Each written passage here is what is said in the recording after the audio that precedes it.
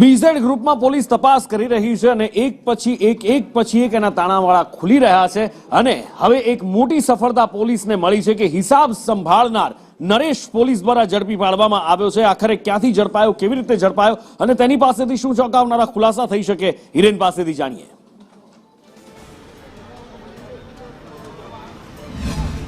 BZ ગ્રુપનું સંપૂર્ણ જે હિસાબ વ્યવસ્થા છે એ બે લોકો પાસે હતી। એમાંથી એક વ્યક્તિ કે જે નરેશ પ્રજાપતિ ભાગતો ફરતો હતો, એની અટકાયત કરવામાં આવી છે। જૂનાગઢથી સીઆઈડી ક્રાઇમની ટીમે એક ગામની અંદરથી એની અટકાયત કરી છે અને અટકાયત કરી ગાંધીનગર લાવવામાં આવ્યું છે।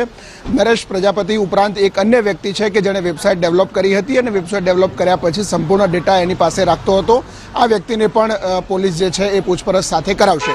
નરેશ પ્રજાપતિ સંપૂર્ણ હિસાબ વ્યવસ્થા છે એ પોતાની પાસે રાખતો હતો। કેટલા પૈસા કોના આવ્યા, કોને આપવાના છે, આર્થિક બાબતોની સંપૂર્ણ જાણકારી નરેશ પ્રજાપતિ પાસે હતી અને નરેશ પ્રજાપતિની અટકાયત કરી અને એની પૂછપરછ અત્યારે ચાલી રહી છે।